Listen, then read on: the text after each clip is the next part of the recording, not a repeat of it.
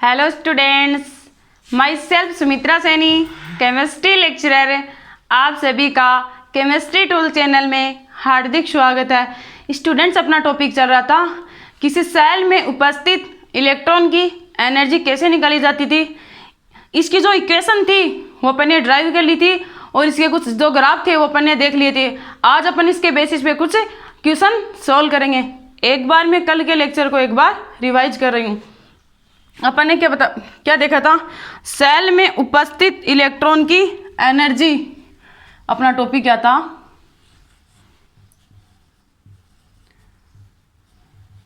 Cell में उपस्थित electron की एनर्जी।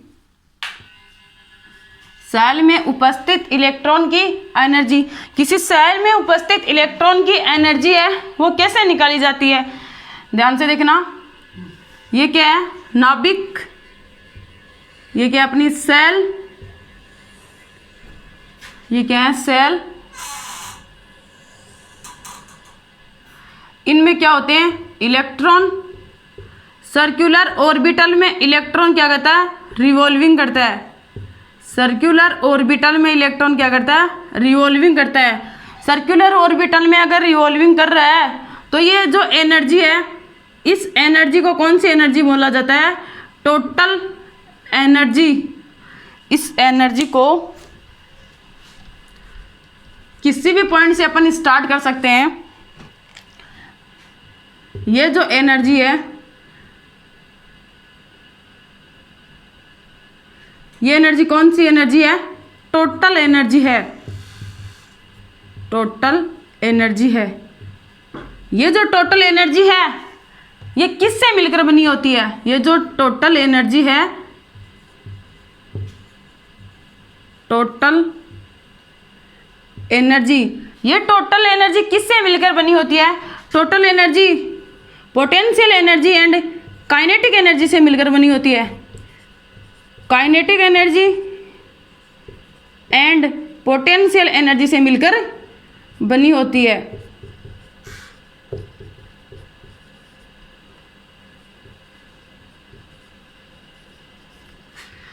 ये इसके दो फैक्टर काम करते हैं, काइनेटिक एनर्जी और पोटेंशियल एनर्जी किससे मिलकर बनी होती है, टोटल एनर्जी से मिलकर बनी होती है। अब देखते हैं काइनेटिक एनर्जी क्या होती है और पोटेंशियल एनर्जी। ये कल मैंने बता दिया था। इसके जो फॉर्मूले थे वो क्या थे, काइनेटिक एनर्जी का क्या था, के ई। काइनेटिक एनर्जी का था 1/2 m 1/2 ZE²। के कांस्टेंट था, वो सभी में कॉमन था, ZE²/R। पोटेंशियल एनर्जी का क्या था, -ZE²/R था। टोटल एनर्जी का क्या था, टोटल एनर्जी का क्या था, -1/2 ZE²/R था। ZE² सभी में क्या था, कॉमन था। तो इसमें क्या 1/2, इसमें क्या -1 और इसमें -1/2। -1/2 इसको अपन ने 2 से क्या किया था, मल्टीप्लाई किया था। तो ये जो रेशियो है ये अपन एग्जाम में नहीं, इसके बेसिस पे रेशियो नहीं पूछते हैं। किसके बेसिस पे पूछते हैं, जैसे इसको 2 से मल्टीप्लाई कर दें तो क्या बचेगा अपने पास, 1 ratio -2 ratio -1 ratio, -1 ratio -2 ratio -1 ratio. इसको मैं -1 से क्या कर दूं, मल्टीप्लाई कर दें तो क्या कौन सा रेशियो आएगा, इसको -1 से मल्टीप्लाई कर दे तो यहाँ पे आएगा 1। यहाँ पे क्या आ जाएगा, -1 से मल्टीप्लाई कर दे तो यहाँ पे +2 हो जाएगा और यहाँ पे क्या हो जाएगा, +1 हो जाएगा।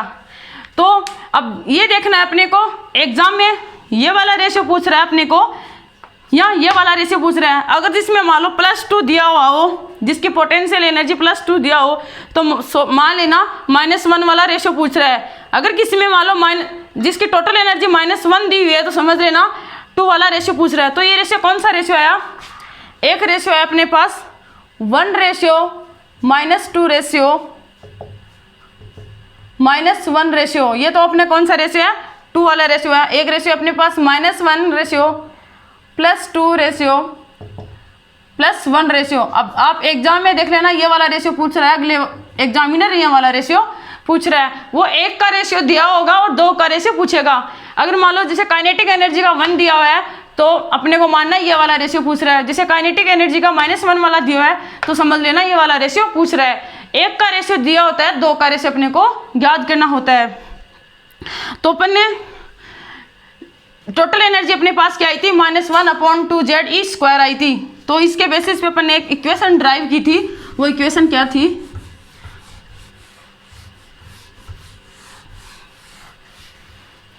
टोटल एनर्जी क्या अपने पास -1/2 ZE²/R।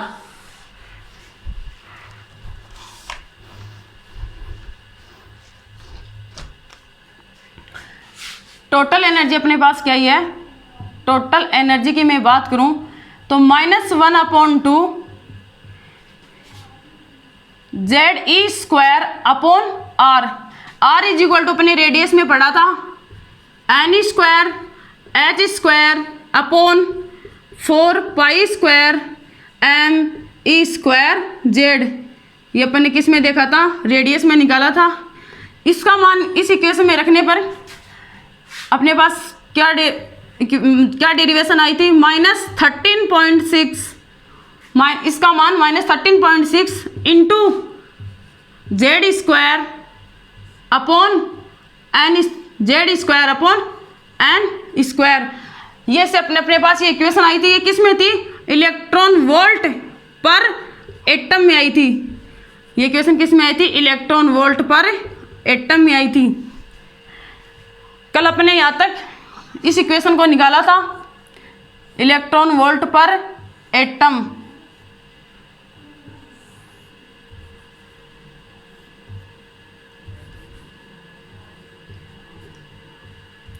अगर एग्जामिनर अपने को इलेक्ट्रॉन वोल्ट पर एटम में न पूछ के अपने को ये पूछ ले इलेक्ट्रॉन वोल्ट पर मोल में बताओ, तो अपने को क्या करना है। तो ध्यान से देखना, अगर अपने को इलेक्ट्रॉन वोल्ट पर मोल पूछ रहा है तो एक स्टेटमेंट है वो देखना, मोल से अपने को किस में जाना है,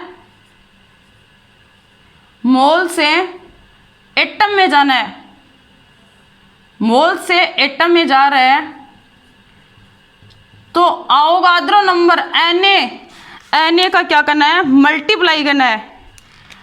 Na का क्या करना है, मल्टीप्लाई करना है।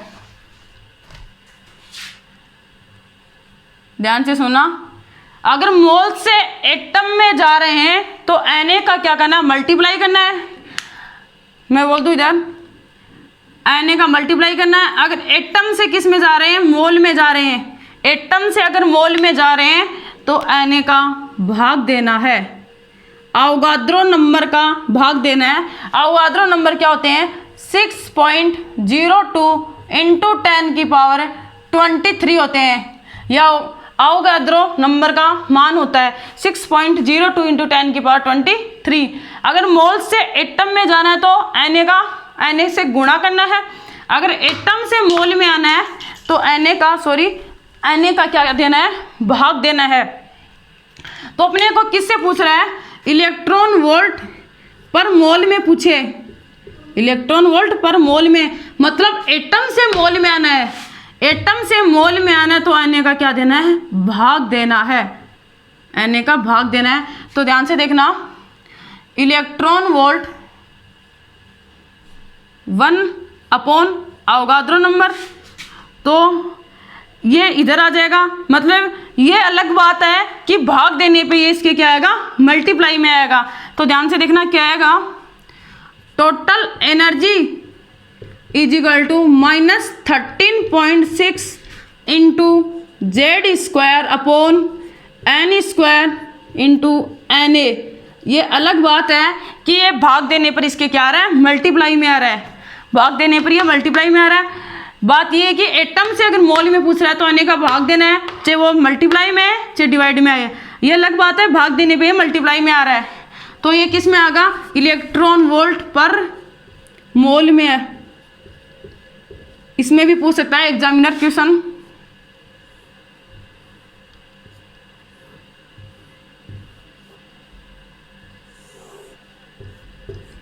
ये दोनों नोट करो आप। अब इसी के बेसिस पे अपन क्या लेंगे, क्वेश्चन सॉल्व करेंगे।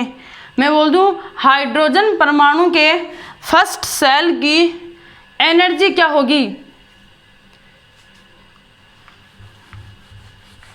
नोट कर लिया होगा। हाइड्रोजन परमाणु के फर्स्ट सेल की एनर्जी क्या होगी, ये अपना क्वेश्चन है।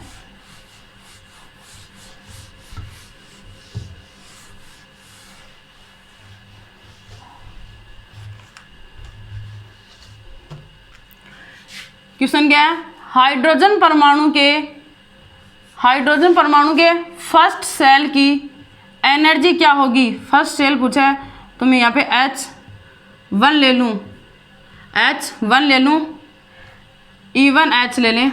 हाइड्रोजन परमाणु के फर्स्ट सेल की एनर्जी क्या होगी, अपना फॉर्मूला क्या है -13.6, अपना फॉर्मूला क्या था -13.6 into Z² electron volt per atom में है। तो ध्यान से देखना, E1 हाइड्रोजन के फर्स्ट सेल की एनर्जी -13.6, हाइड्रोजन के फर्स्ट सेल की एनर्जी पूछी है। तो हाइड्रोजन का परमाणु क्रमांक कितना है 1, तो 1 का स्क्वायर, कौन सी सेल की, ओनली 1 सेल की पूछ रहा है, तो ये कितना आ जाएगा -13.6 इलेक्ट्रॉन वोल्ट पर एटम, कौन से सेल की, E1 हाइड्रोजन के फर्स्ट सेल की। तो मैं अपने इस फॉर्मूले में, ये अपना किसका फॉर्मूला था, टोटल एनर्जी का था। इस टोटल एनर्जी में -13.6 की जगह में क्या रख दूं, E1 हाइड्रोजन भी रख सकते हैं, जैसे अपन ने वेलोसिटी और रेडियस में रखा था। तो क्या फॉर्मूला बन जाएगा, total energy is equal to, क्या फॉर्मूला बनेगा, E1 हाइड्रोजन के फर्स्ट सेल की energy into Z² electron volt per atom. अब देखना एग्जामिनर इसके बेसिस पे क्वेश्चन पूछता है या इसके बेसिस पे क्वेश्चन पूछता है। अपन इसको कैसे भी लिख सकते हैं, ऐसे भी लिख सकते हैं और ऐसे भी लिख सकते हैं, बात एक ही है, दोनों अपने सही हैं। E1H भी लिख सकते हैं, जैसे अपन R1H लिखा था, V1H लिखा था, वैसे इसको E1H भी लिख सकते हैं। ऐसे सेकंड क्वेश्चन बोले, हाइड्रोजन के प्रथम 5 कोष की ऊर्जा क्या होगी। आप इसको नोट करो, सेकंड क्वेश्चन लेंगे।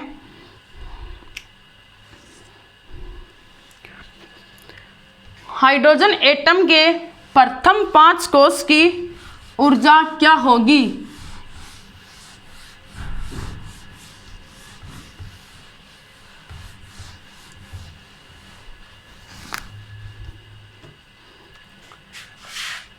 ध्यान से समझना इस क्वेश्चन को, very very most important question. Hydrogen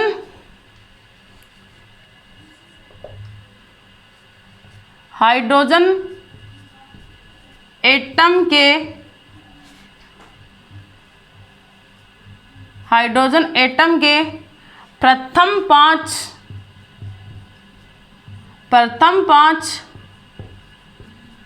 प्रथम पांच कोशों में, हाइड्रोजन एटम के प्रथम 5 कोशों में इलेक्ट्रॉन की ऊर्जा कैलकुलेट करो। हाइड्रोजन एटम के प्रथम 5 कोशों में इलेक्ट्रॉन की ऊर्जा कैलकुलेट करो। तो ध्यान से देखना, प्रथम 5 पूछा है, प्रथम 5 का मीन्स क्या है, N = 1 2 3 4 5। तो ध्यान से देखना, अपना फॉर्मूला क्या था, टोटल एनर्जी का अपना फॉर्मूला क्या था, मैं बोल दूं total energy is equal to -13.6 into Z²/N² electron volt per atom. ये अपना फॉर्मूला था किसका, टोटल एनर्जी का। मैं किसके लिए बोल रही हूँ, हाइड्रोजन एटम के प्रथम 5 कोशों की। तो मैं यहाँ पे लिख दूँ E1 फर्स्ट सेल की एनर्जी निकाल रहे हैं, तो E1 hydrogen is equal to -13.6 into 1 का फर्स्ट सेल के तो 1 का स्क्वायर अपॉन फर्स्ट सेल के हाइड्रोजन एटम का जेड स्क्वायर मतलब 1 का स्क्वायर अपॉन 1 का स्क्वायर, 1 का स्क्वायर अपॉन 1 स्क्वायर क्या हो जाएगा 1 हो जाएगा। तो अपने पास क्या आएगा -13.6 इलेक्ट्रॉन वोल्ट पर एटम। ये फर्स्ट सेल के लिए आ गया। सेकंड सेल की एनर्जी की बात करूँ मैं तो क्या आएगा -13.6 इंटू 1 का स्क्वायर अपॉन 2 का स्क्वायर तो क्या हो जाएगा 1/4 हो जाएगा। n का स्क्वायर मतलब सेकंड कोस की तो 2 का स्क्वायर, तो अपने पास क्या आएगा माइनस, इसको आपको याद ही रखना होगा, इन मानों को आप डायरेक्ट याद भी रख सकते हो। तो अपने पास क्या आएगा -3.4 electron volt per atom. E3 third shell की E3 hydrogen is equal to -13.6 into 1 का स्क्वायर अपॉन 3 का square is equal to -1.51 electron volt per atom. अब मैं किसकी बात करूं फोर्थ एनर्जी लेवल की, E4 hydrogen is equal to -13.6 into 1 का स्क्वायर अपॉन 4 का स्क्वायर, तो 1 का स्क्वायर अपॉन 4 का स्क्वायर क्या हो जाएगा 4 का स्क्वायर यहाँ 16 हो जाएगा, यहाँ पे 9 हो जाएगा। मैं डायरेक्ट यहाँ पे इससे जो मान आएगा उसका आंसर लिख रही हूँ -0.85 electron volt per atom, electron volt per atom.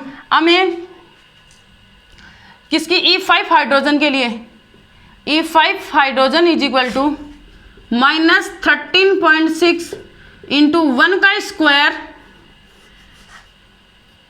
-13.6 into 1 का स्क्वायर अपॉन 5 का स्क्वायर, तो क्या आ जाएगा -1 का स्क्वायर अपॉन 5 मतलब 1 अपॉन कितना हो जाएगा 5 हो जाएगा, तो -0.54 इलेक्ट्रॉन वोल्ट पर एटम। अब इनके मान आप डायरेक्ट भी याद कर सकते हो, इनके बेसिस पे बहुत से क्वेश्चन पूछे जाते हैं, तो मैं आपसे उम्मीद करती हूँ कि इनके मान को आप डायरेक्ट ध्यान में रखना। E1 के लिए -13.6, E2 के लिए -3.4 और E3 के लिए -1.51, इसके लिए 0.85, इसके लिए 0.54 इलेक्ट्रॉन वोल्ट पर एटम। तो आप इसको नोट करो। बहुत ही मोस्ट इम्पोर्टेंट बात है वो क्या है,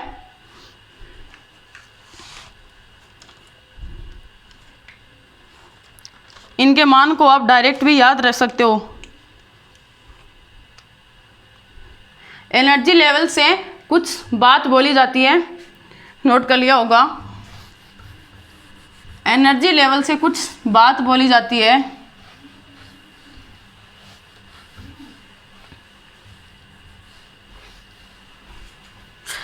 ये अपना किसका एनर्जी लेवल आया था n इज इक्वल टू 1 के लिए, n इज इक्वल टू मैं बोल दूँ 1 के लिए फर्स्ट एनर्जी लेवल, ये मैं बोल दूँ n इज इक्वल टू 1 के लिए, ये n is equal to second के लिए, ये n is equal to third के लिए, ये n is equal to fourth के लिए, ये n is equal to fifth के लिए, ये n इज इक्वल टू किसके लिए है फिफ्थ के लिए है। n is equal to first second third fourth and fifth, तो मैं इधर लिख रही हूँ n इज इक्वल टू 1 है तो कितना आया -13.6, 2 के लिए कितना आया -3.4, 3 के लिए -1.51, फोर्थ के लिए -0.85 और फिफ्थ के लिए -0.54 आया इलेक्ट्रॉन वोल्ट पर एटम है। n इज इक्वल टू मैं बोल दूँ 2 के लिए, n इज इक्वल टू 3 के लिए, n इज इक्वल टू इधर 4 के लिए, n इज इक्वल टू इधर फिफ्थ के लिए। n is equal to 1 2 3 4 5। अब ध्यान से देखना, ये मैंने यहाँ पे कैसे लिखा है, मैं बोल रही हूँ अपना फॉर्मूला क्या था, ये अपने क्या एनर्जी लेवल है। अपना फॉर्मूला क्या था टोटल एनर्जी का, total energy minus Z square upon n square, minus Z square upon n square electron volt per atom. ये अपना क्या था फॉर्मूला था। ध्यान से समझना बच्चों, ये अपना फॉर्मूला था टोटल एनर्जी का जो यहाँ पे लिखा भी हुआ है। तो ध्यान से देखना, एन के अपने सेल नंबर है, एन के सेल नंबर है। मैं बोल दूं सेल नंबर अगर इंक्रीज होंगे तो टोटल एनर्जी भी क्या होगी इंक्रीज होगी। क्यों होगी, यहाँ पे माइनस का चिन्ह आने की वजह से। माइनस, अगर माइनस का चिन्ह नहीं होता तो टोटल एनर्जी कम हो जाती, क्योंकि ये इन्वर्सली प्रोपोर्शनल है। माइनस का चिन्ह आने की वजह से एन सेल नंबर बढ़ने से टोटल एनर्जी बढ़ेगी। तो सेल नंबर बढ़ने से टोटल एनर्जी क्या हो रही है बढ़ रही है। सेल नंबर बढ़ने से अपनी जो एनर्जी है वो क्या हो रही है बढ़ रही है, क्योंकि ये अपने क्या आ रहे हैं माइनस में आ रहे हैं। माइनस की संख्या जितनी छोटी होती है, माइनस की संख्या जितनी छोटी होती है वह उतनी ही बड़ी होती है। तो माइनस ऊपर से अगर नीचे आ रहे हैं तो एनर्जी अपनी क्या हो रही है बढ़ रही है। सेल नंबर बढ़ने से, ये क्या अपने सेल नंबर मैं बोल दूं यहाँ पे, सेल नंबर बढ़ने से एनर्जी क्या, टोटल एनर्जी क्या हो रही है इंक्रीज हो रही है। मतलब मैं बोल दूं एनर्जी इंक्रीज हो रही है, ई एनर्जी इंक्रीज हो रही है। ये क्या अपने सेल नंबर 1 2 3 4 5, तो एनर्जी अपनी बढ़ रही है। 1 2 3 4 5 के लिए एनर्जी सबसे ज़्यादा -0.4 सबसे ज़्यादा एनर्जी है। ये मत मान लेना कि ये 0.54 तो कम है। माइनस की संख्या जितनी कम होती है वो उतनी ही ज़्यादा होती है, क्योंकि ये संख्या माइनस में है। तो सेल नंबर बढ़ने से एनर्जी क्या हो रही है इंक्रीज हो रही है। अब मैं बोल दूं कर्मागत कोषों के बीच जो ऊर्जा का अंतर है, जो ऊर्जा का डिफरेंस है वो क्या होगा। कर्मागत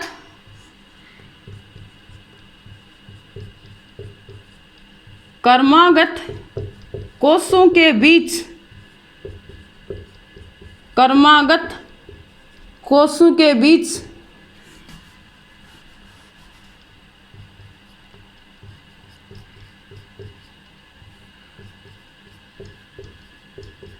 कर्मागत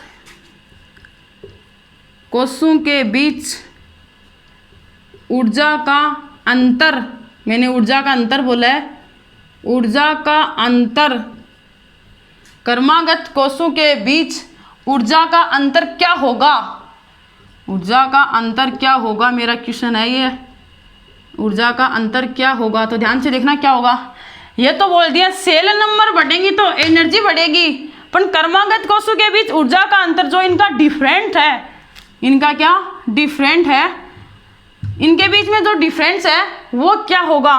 तो ध्यान से देखना, इनके बीच जो डिफरेंस है, जैसे ज़्यादा में से क्या घटेगा कम घटेगा, तो -3.4 में से, -3.4 में से 13.6 अपन लेस करेंगे तो क्या क्या वैल्यू आएगी 10.2, 10 पॉइंट क्या आएगी 2, मैं इधर लिख दूं। एनर्जी तो क्या हो रही है बढ़ रही है, इसको तो मैं इधर लिख दूं।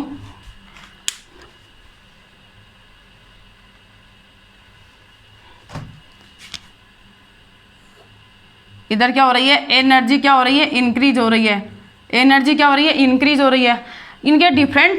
इनका जो डिफरेंस है वो क्या होगा, -3.4 में से 13.6 जाएंगे लेस करेंगे तो क्या बचेगा 10.2।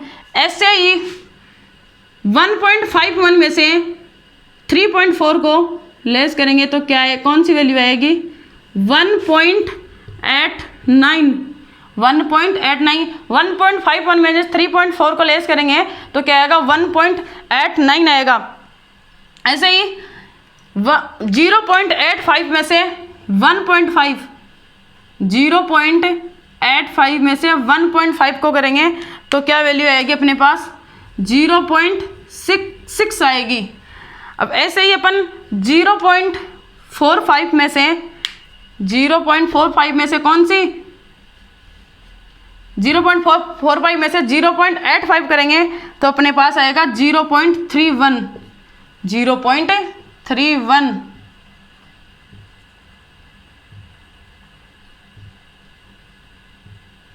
ये 1.89, ये 10.2, ये एनर्जी का क्या है डिफरेंस है। तो एनर्जी का जो डिफरेंस है ये एनर्जी क्रमागत कोषों के बीच ऊर्जा का जो अंतर है ये क्या हो रहा है कम हो रहा है, कम में हो रहा है, ऊपर से नीचे आ रहे हैं।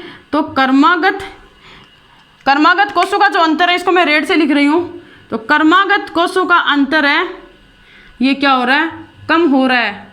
इसको मैं बोल दूँ डेल ई एन बोल दूँ, डेल ई बोल दूँ, डेल ई। एनर्जी को तो ई और इसमें अंतर को क्या बोला है मैंने डेल ई बोला है, तो डेल्टा ई बोला है। तो सेल नंबर बढ़ेंगे, सेल नंबर बढ़ेंगे तो एनर्जी बढ़ेगी। ये बात मैंने बोली थी कि सबसे ज़्यादा एनर्जी -0.5 सबसे ज़्यादा है। तो सेल नंबर जितने बढ़ रहे हैं तो एनर्जी भी क्या हो रही है बढ़ रही है। अब मैंने क्या बोला क्रमागत कोषों के बीच ऊर्जा का अंतर क्या हो रहा है, क्रमागत कोषों के बीच ऊर्जा का अंतर कम हो रहा है। और क्रमागत कोषों के बीच जो ऊर्जा का अंतर है जो डिफरेंस है वो क्या हो रहा है कम हो रहा है। देख लो 0.31 सबसे कम है, ये वैल्यू प्लस में है, यहाँ पे ध्यान रखना। तो क्रमागत कोषों के बीच ऊर्जा का अंतर क्या होगा कम होगा, इस बात को ध्यान से रखना। अगर एनर्जी का पूछे एग्जामिनर एनर्जी का पूछे तो एनर्जी का तो क्या होगा इंक्रीज होगा, और क्रमागत कोषों के बीच पूछे तो क्रमागत कोषों के बीच जो ऊर्जा का अंतर है एनर्जी का जो डिफरेंट है वो क्या होगा कम होगा। इस बात को ध्यान से रखना, स्टार लगा लो इस बात के आप। क्रमागत कोषों के बीच ऊर्जा का अंतर क्या होगा कम होगा। नोट कर लो फटाफट।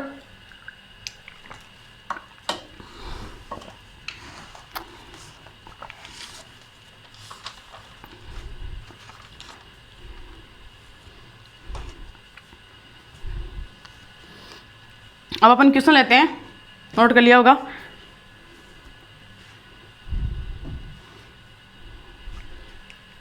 इसी के बेसिस पे क्वेश्चन लेते हैं, क्रमागत जो अंतर आया इसी के बेसिस पे क्वेश्चन लेते हैं तो आपको समझ में आ जाएगा एग्जामिनर कैसे क्वेश्चन पूछा है। नोट कर लिया होगा। हाइड्रोजन एटम के एक इलेक्ट्रॉन की जो स्थैतिक ऊर्जा है, जो पोटेंशियल जो एनर्जी है वो है -6.8 इलेक्ट्रॉन वोल्ट है। तो उसकी मुख्य क्वांटम संख्या क्या होगी, उसकी सेल नंबर क्या होगी।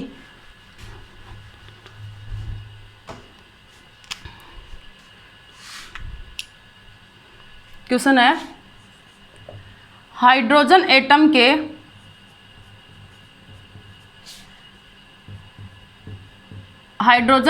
के एक इलेक्ट्रॉन की, मतलब बोल दूं मैं एकल इलेक्ट्रॉन की, एक हाइड्रोजन एटम के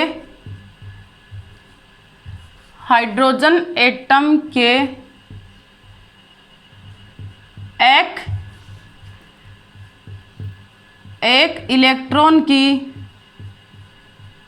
हाइड्रोजन एटम के एक इलेक्ट्रॉन की पोटेंशियल एनर्जी जो स्थैतिक ऊर्जा है, पोटेंशियल एनर्जी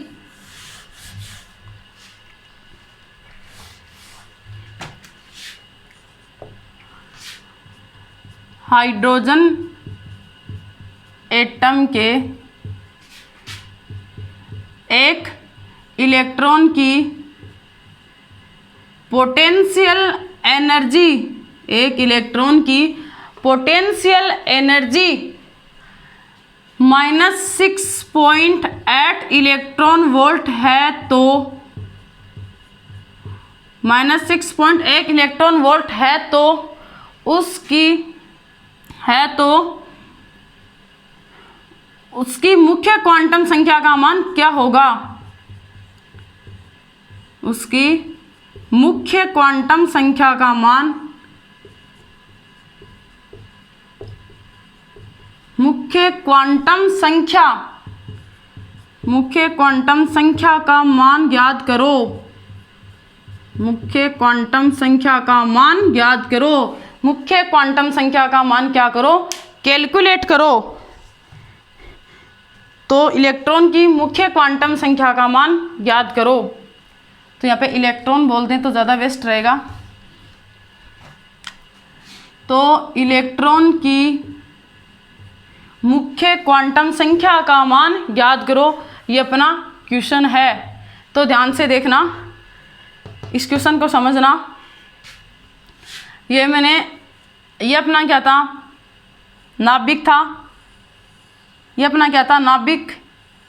ये अपने क्या थे, सेल। ये अपने क्या थे, सेल थे।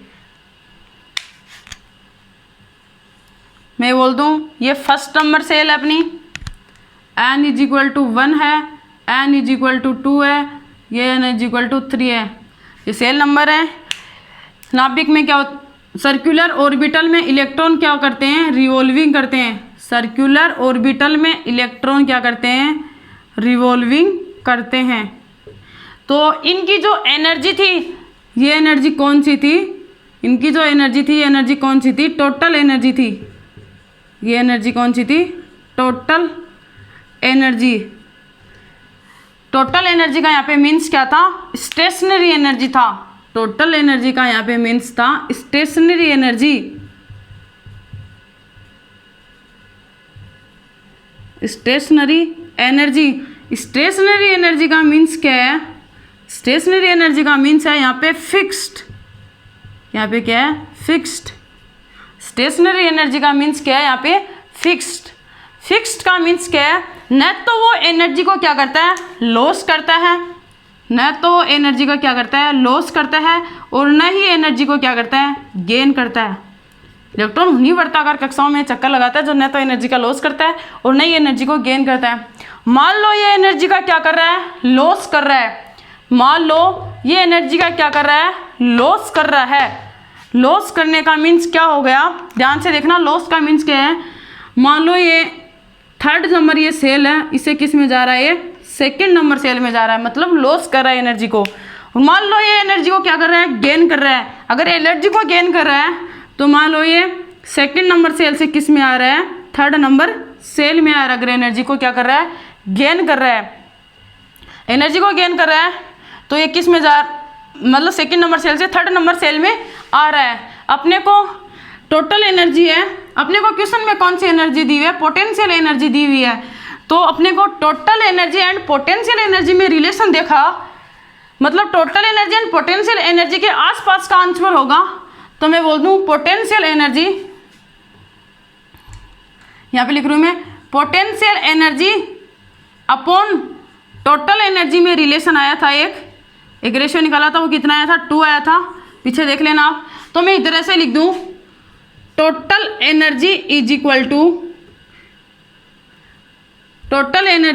To potential energy divided by 2। मैं बोल दूं पोटेंशियल एनर्जी ज़्यादा होती है और टोटल एनर्जी क्या होती है, कम होती है यहाँ पे।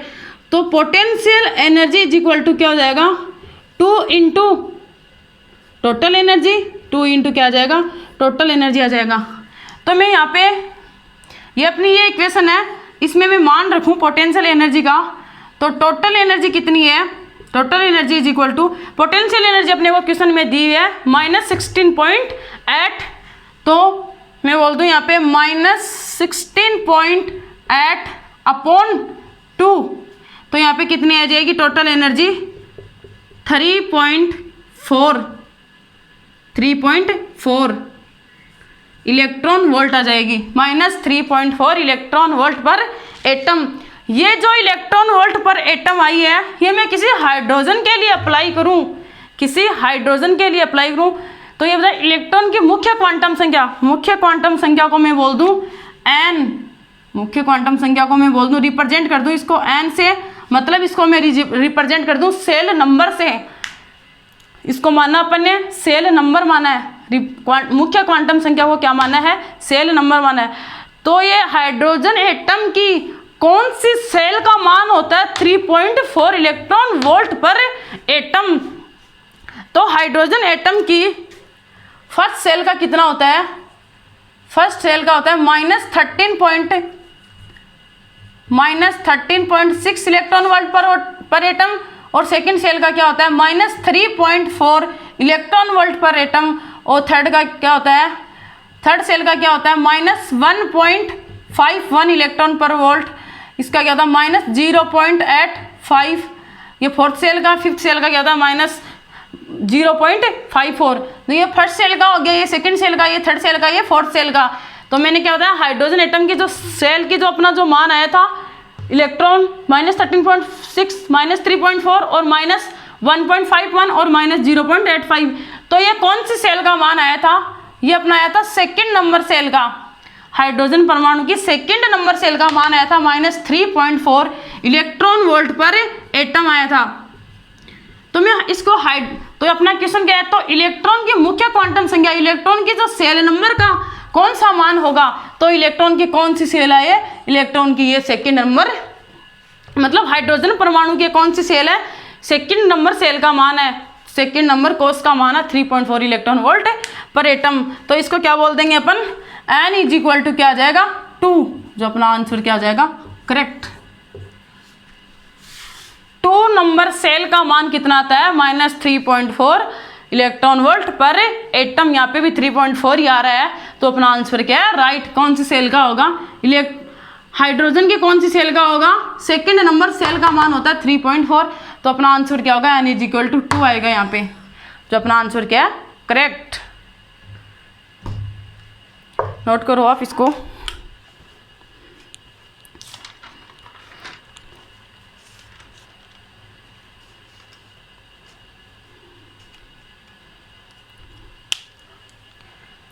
अब इसी के बेसिस पे एक स्टेटमेंट बोला जाता है,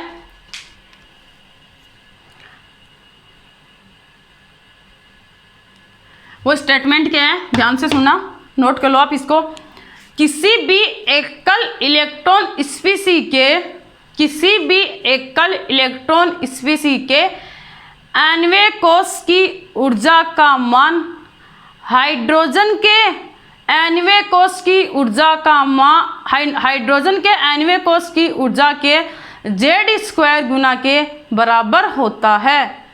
ये स्टेटमेंट दिया गया था, इसी के बेसिस पे एक सिंगल इलेक्ट्रॉन का मीन्स हाइड्रोजन हीलियम पॉजिटिव और लिथियम +2, ये क्या होते हैं सिंगल इलेक्ट्रॉन होते हैं। किसी भी एकल इलेक्ट्रॉन स्पीसी के आणविक कोश का मान, आणविक कोश की ऊर्जा हाइड्रोजन के आणविक कोश की ऊर्जा के Z² गुना के बराबर होती है।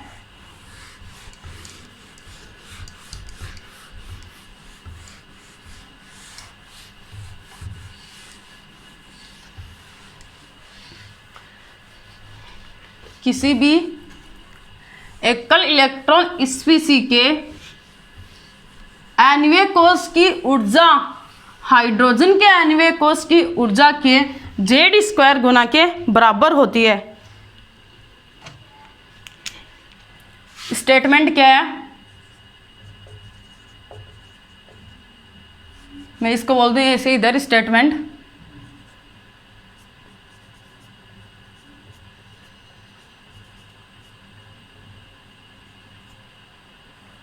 वो स्टेटमेंट क्या है, वो स्टेटमेंट है किसी भी एकल इलेक्ट्रॉन स्पीसी के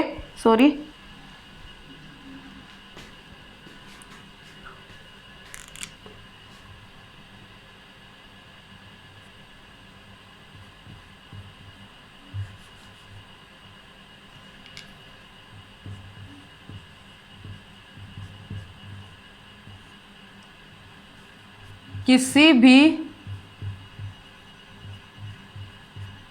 एकल इलेक्ट्रॉन स्पीसी के किसी भी एकल इलेक्ट्रॉन स्पीसी के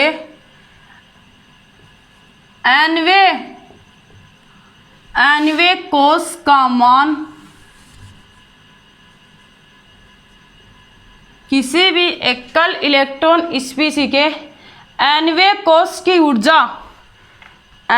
कोश की ऊर्जा लेंगे यहाँ पे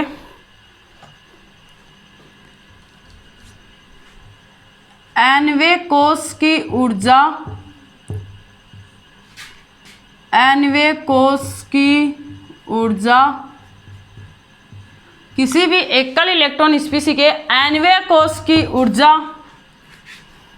हाइड्रोजन के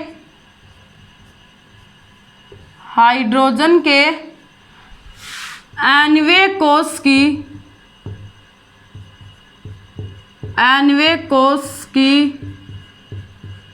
ऊर्जा के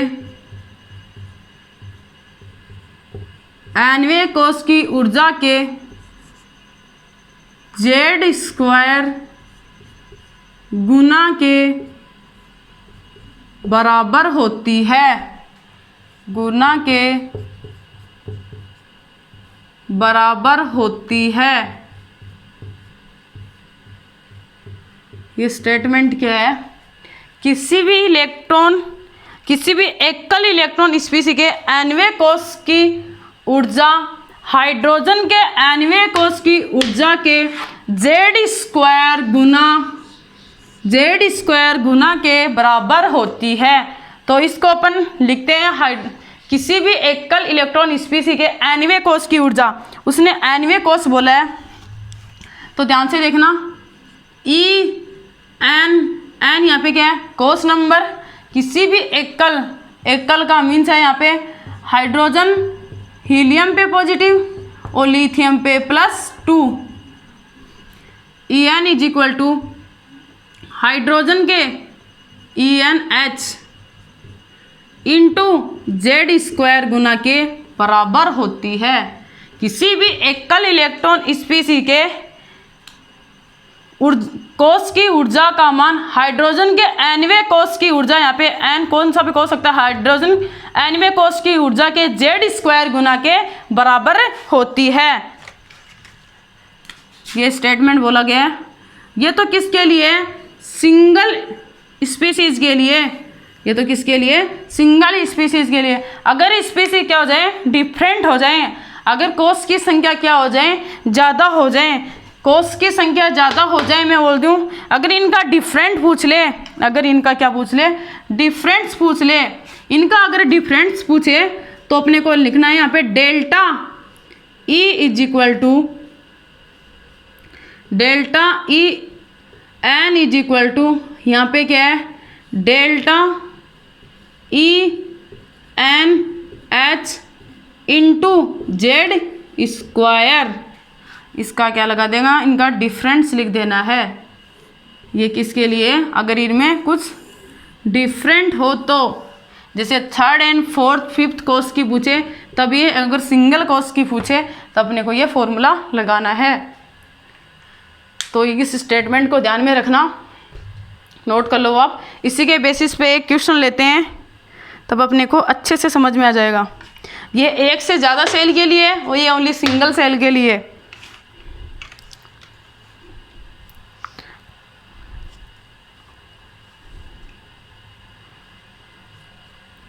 अब इसी के बेसिस पे एक क्वेश्चन लेते हैं।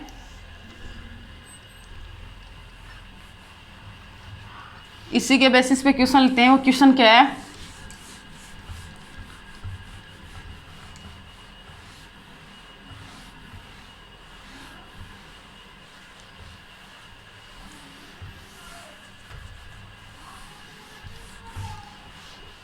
ध्यान से देखना क्वेश्चन को।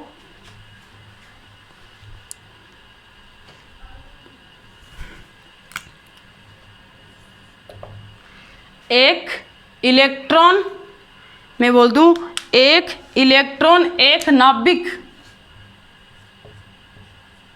एक इलेक्ट्रॉन एक नाभिक, एक इलेक्ट्रॉन एक नाभिक, नाभिक कौन से Z की बात कर रहा है? Z इक्वल टू 6 बोल दें।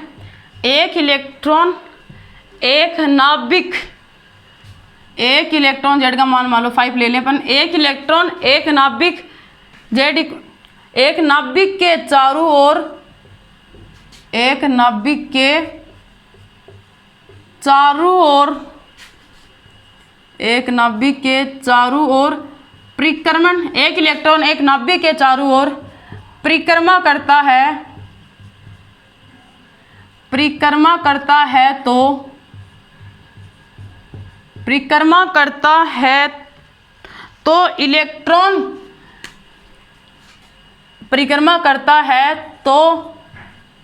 इलेक्ट्रॉन तीसरे कोष से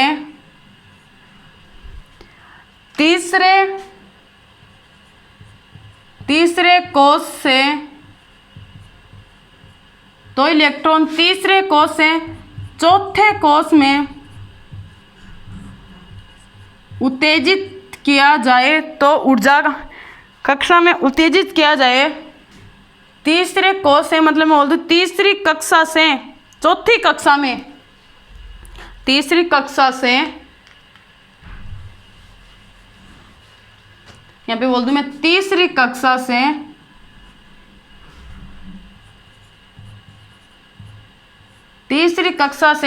चौथी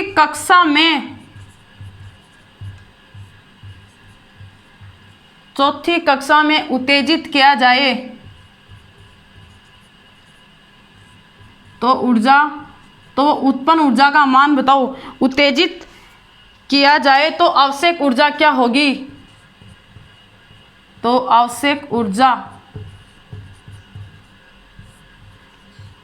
आवश्यक एनर्जी को कैलकुलेट करो। एक इलेक्ट्रॉन एक नाभिक Z=5 के चारों ओर परिक्रमा करता है तो इलेक्ट्रॉन तीसरी कक्षा से चौथी कक्षा में उत्तेजित किया जाए। मैं बोल दूं यहाँ पे थर्ड सेल से किस में जा रहा है? थर्ड कक्षा से फोर्थ कक्षा में जा रहा है, मतलब एनर्जी को क्या कर रहा है? वो गेन कर रहा है। एनर्जी को क्या कर रहा है? गेन कर रहा है। एनर्जी को वो क्या कर रहा है? गेन कर रहा है। थर्ड से किस में जा रहा है? फोर्थ में जा रहा है, तो एनर्जी को गेन कर रहा है। अपना फॉर्मूला एकल इलेक्ट्रॉन के लिए क्या था? एकल electron En hydrogen first shell के लिए En आणविक कोश की ऊर्जा इंटू Z²। तो वो क्या पूछ रहा है? Z एक से, मतलब एक सेल के लिए तो पूछ नहीं रहा, वो तीसरी से कौन सी कक्षा में जा रहा है? तीसरी कक्षा से चौथी कक्षा में उत्तेजित किया जाए तो आवश्यक ऊर्जा का मान क्या होगा? मतलब वो डेल्टा वाला फॉर्मूला लगाना पड़ेगा। तो डेल्टा En क्या हो जाएगा? डेल्टा En, अब मैं यहाँ पे डायरेक्ट फॉर्मूले में मान रख दूँ EnH इंटू Z²। ये अपना सेकेंड वाला फॉर्मूला था, वो अप्लाई हो रहा है। कौन से? एक इलेक्ट्रॉन एक नाभिक के चारों ओर परिक्रमा करता है तो इलेक्ट्रॉन तीसरी कक्षा से चौथी कक्षा में जा रहा है। तो आवश्यक ऊर्जा का मान बताओ। तीसरी से चौथी में जा रहा है तो डेल्टा En कितना हो जाएगा? थर्ड से किस में जा रहा है? वो फोर्थ में जा रहा है। थर्ड से फोर्थ में जा रहा है तो मैंने N=1 के लिए एनर्जी लेवल कौन सा था? सॉरी,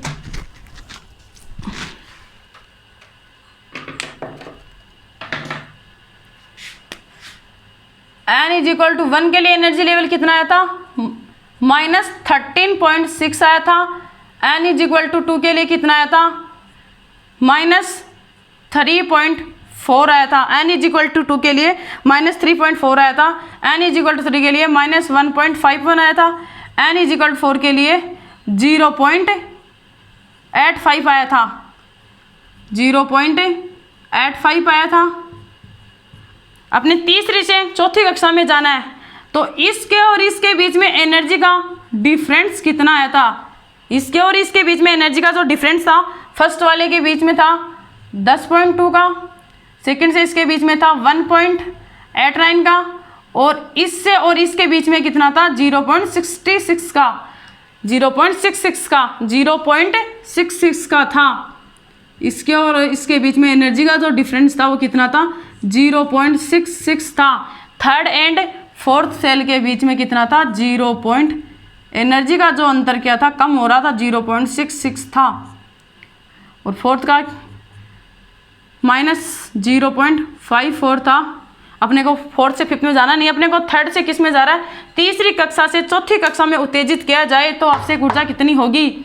तो तीसरी से चौथी में आ रहा है तो कितनी ऊर्जा थी, 0.66। तो मैं यहाँ पे डेल्टा ई लिख दूँ, 0.66 इंटू जेड कितना लिया है यहाँ पे 5 का स्क्वायर कितना हो जाएगा 25। इसको आप सोल्व कर लेना। मैंने क्वेश्चन कैसे सोल्व करते हैं उसका तरीका बता दिया, इसके बेसिस पे क्वेश्चन कैसे पूछे जाते हैं एक सिंगल इलेक्ट्रॉन स्पीसीज के लिए। अब नेक्स्ट क्वेश्चन देखते हैं, आप इसको नोट करो।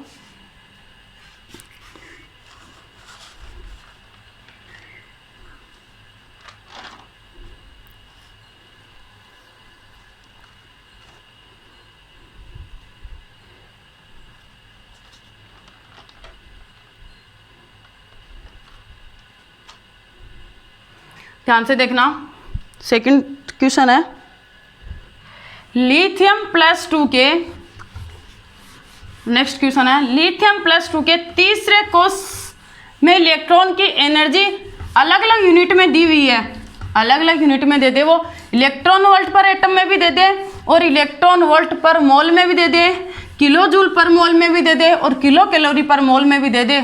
अगर इसमें यूनिट कन्वर्जन हो तो क्वेश्चन को कैसे सॉल्व करेंगे।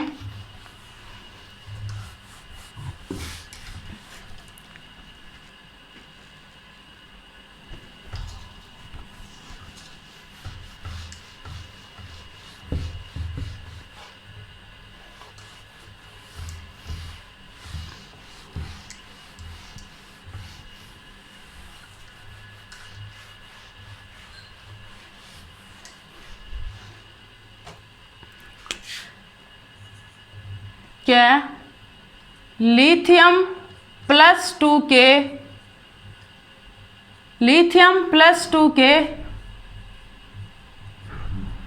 तीसरे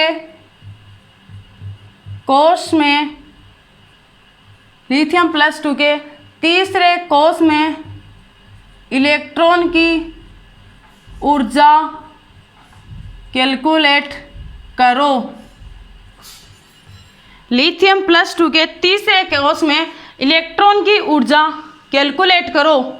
लिथियम +2 के तीसरे कोष में पूछा है तो ध्यान से देखना, अपना फॉर्मूला क्या था, टोटल एनर्जी का क्या था, total energy is equal to क्या था, -13.6 into Z² upon N², electron volt per atom में थी, इलेक्ट्रॉन वोल्ट पर एटम में थी।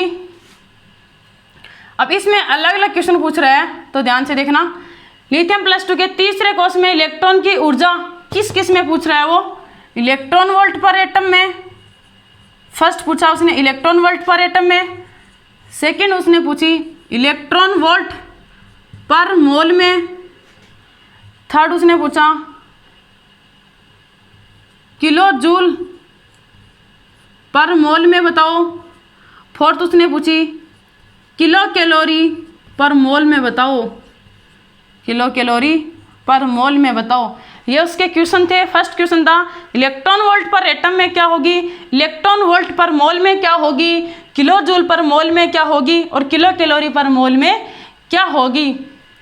ये उसके डिफरेंट टाइप की क्या थी, यूनिट कन्वर्जन थे, डिफरेंट टाइप के उसने क्वेश्चन पूछने की। तो अपने को यूनिट कन्वर्जन आते हैं तो अपने क्वेश्चन सॉल्व करते हैं, अगर जिसको नहीं भी आते हैं तो इजी सी चीज़ है, मैं आपको बता देती हूँ। ये उसने 4 क्वेश्चन पूछे थे तो ध्यान से देखना, उसका फर्स्ट क्वेश्चन अपन ले रहे हैं, नोट कर लिया होगा क्वेश्चन को। फर्स्ट क्वेश्चन अपन ले रहे हैं इलेक्ट्रॉन वोल्ट पर एटम में ले रहे हैं, फर्स्ट ले रहे हैं अपन इलेक्ट्रॉन वोल्ट पर एटम में, फर्स्ट लिया है मैंने इलेक्ट्रॉन वोल्ट पर एटम में।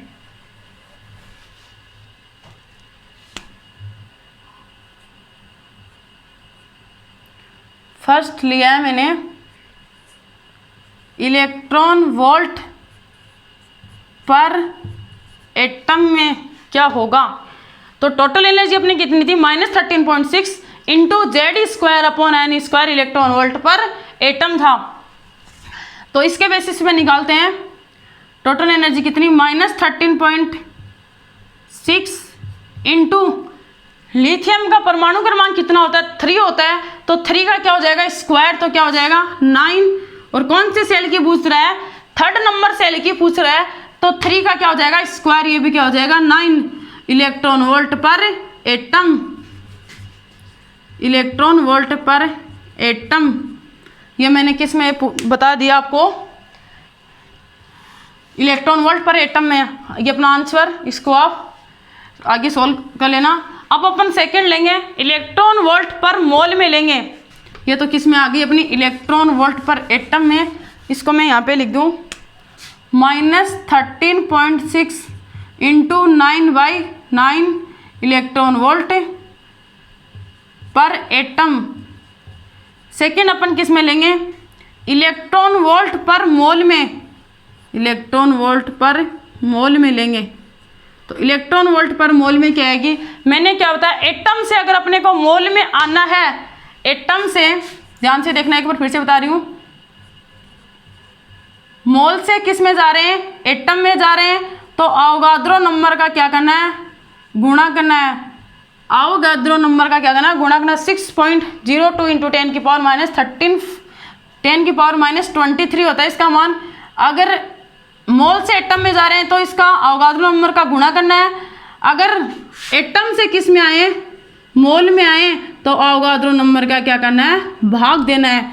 तो यहाँ पे अपना अवोगाद्रो नंबर का भाग देंगे तो क्या हो जाएगा, इलेक्ट्रॉन वोल्ट 1 अवोगाद्रो नंबर, ये इसके क्या चला जाएगा, यहाँ पे मल्टीप्लाई में चला जाएगा। ये अलग बात है कि इसको भाग देने पर ये मल्टीप्लाई में आ रहा है, भाग देने पर मल्टीप्लाई में आ रहा है। तो अपना फॉर्मूला क्या था, -13.6 इंटू Z²/n था।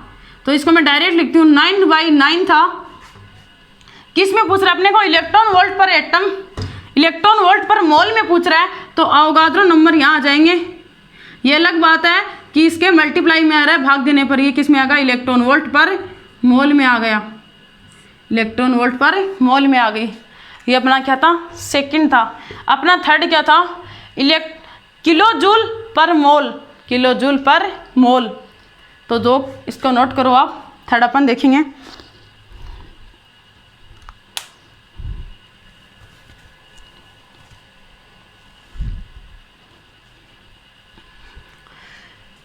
ध्यान से देखना, अपन थर्ड देखेंगे, किलो जूल किस में, पर मोल में देखेंगे।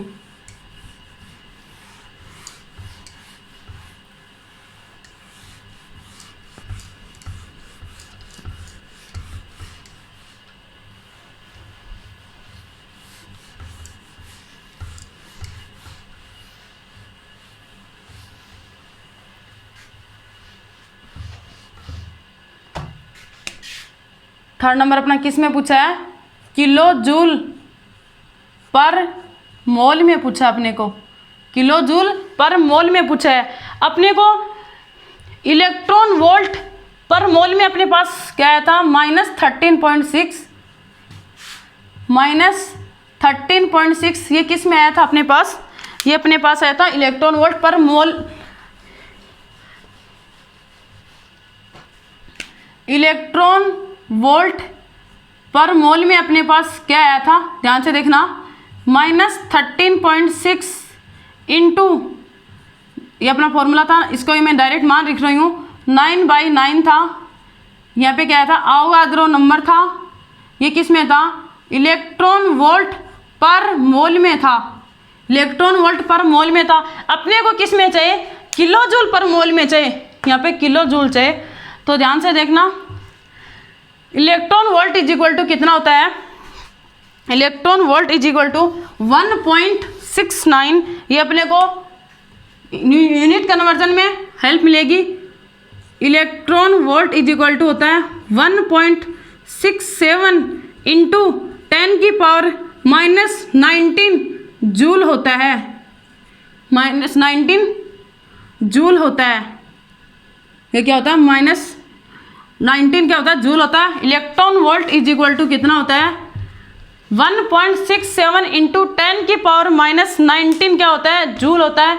ये फॉर्मूला मैं यहाँ से रखूँ, इसका मैं मान रखूँ यहाँ पे, तो क्या आ जाएगा? 1.67 इंटू 10 की पावर -19 किस में हो जाएगा? ये जूल पर मोल में हो जाएगा, जूल पर मोल में हो जाएगा। अब अपने को किस में चाहिए? अपने को किलो जूल पर मोल में चाहिए। अपने को किस में चाहिए? किलो जूल पर मोल में चाहिए। तो 1 किलो इज इक्वल टू क्या होता है? 10 की पावर 13 होता है। 10 की पावर कितना होता है? 13 होता है। तो ध्यान से देखना,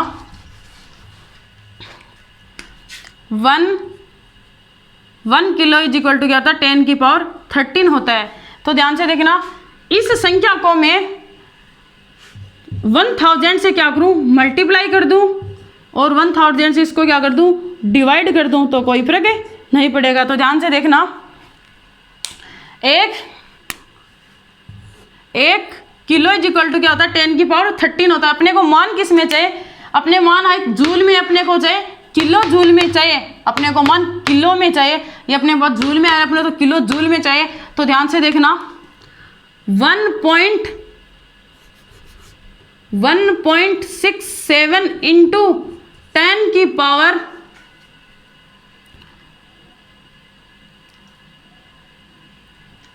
मैंने यहाँ पे सही लिखा है क्या? 10 की पावर -19 अपॉन 100, सॉरी अपॉन 1000, ये किस में आ गया अपना मान? किलो जूल पर मोल में आ गया, किलो जूल पर मोल में आ गया। इसको आगे सोल्व कर लें, इसको मैं यहाँ सोल्व कर रही हूँ आगे। तो ये क्या हो जाएगा? 1.67 इंटू 10 की पावर -22 किलो जूल पर मोल हो जाएगा। इसको यहाँ तक करते हैं तो भी सही है, और यहाँ तक करते तो भी सही है। 1.67 इंटू 10 की पावर -22 किलो जूल पर मोल आ गया। तो मैं यहाँ पे इसकी जगह क्या रख दूँ? 1.67 इंटू 10 की पावर -32 किलो जूल पर मोल। तो किलो जूल पर मोल में अपने ये इक्वेशन लिख दे, total energy is equal to, अपनी एनर्जी किस, एनर्जी इज इक्वल टू, मैं बोल दूँ total energy is equal to -13.6 into 9/9 into Avogadro number 6.02 into 10 की पावर 23 इसका मान होता है। इसकी जगह में क्या रख दूँ? इस ध्यान से देखना, इसकी जगह में क्या रख दूँ? 1.67 इंटू 10 की पावर -22 किलो जूल पर मोल रख दूं। तो ये अपना यहाँ पे मान आएगा 1.67 इंटू 10 की पावर -22, ये किस में आ जाएगी? किलो जूल पर मोल में। इसको आप सोल्व कर लेना, ये यहीं तक है।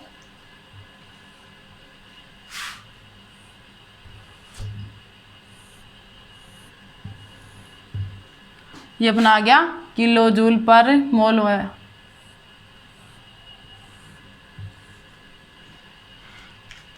किलो जूल पर मोल में आ गई। यूनिट कन्वर्जन कैसे किया? इतनी कोई हार्ड चीज़ नहीं है। इलेक्ट्रॉन वोल्ट 1.67 10 की पावर 19, इसको मैं यहाँ, इसको मैं इस वैल्यू में इसका मान रखा 1.67 10 की पावर 19।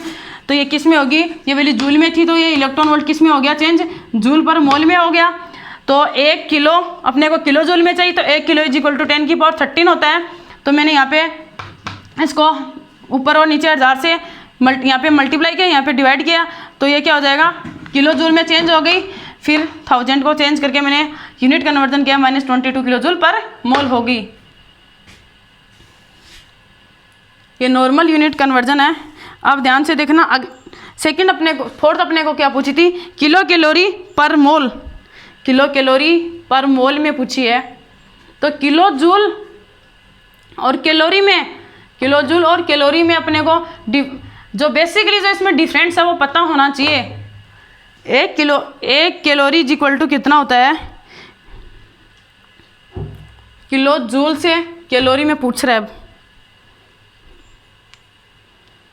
तो 1 जूल इज इक्वल टू क्या होता है, 0.24 कैलोरी होता है। तो ध्यान से देखना,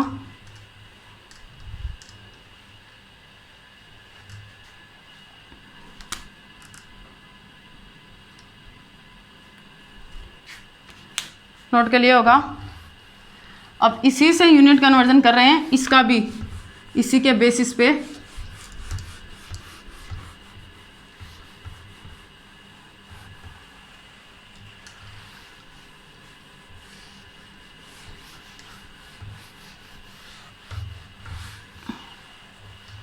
फोर्थ क्या अपना किलो कैलोरी पर मोल था, फोर्थ था अपना किलो कैलोरी पर मोल था।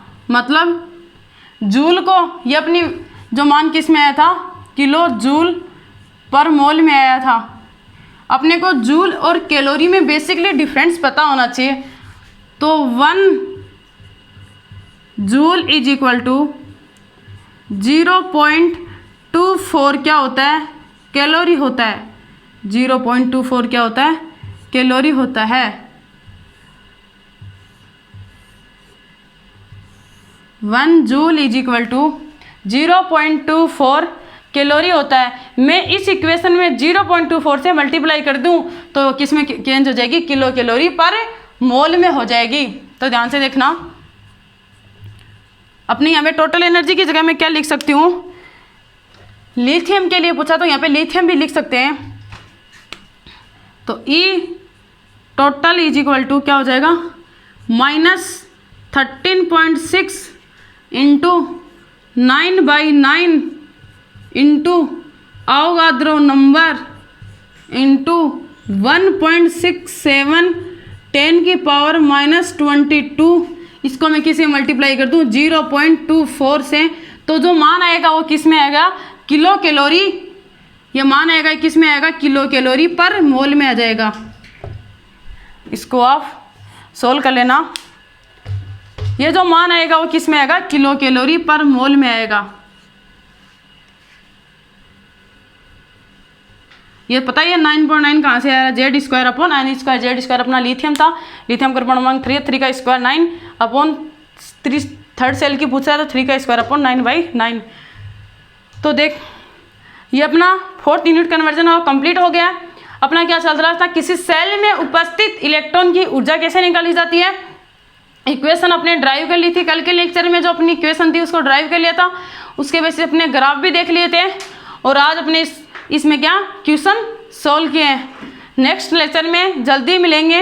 अगर ये कंटेंट आपको अच्छा लगा तो प्लीज़ चैनल को लाइक एंड सब्सक्राइब जरूर करें एंड बेल आइकन बटन को ज़रूर प्रेस करें, जिससे आपको नोटिफिकेशन मिलते रहेंगे, जिससे आपकी कोई भी क्लास मिस नहीं होगी। अगर ये कंटेंट आपको अच्छा लग रहा है तो प्लीज़ चैनल को लाइक एंड सब्सक्राइब करना ना भूलें। Thank you.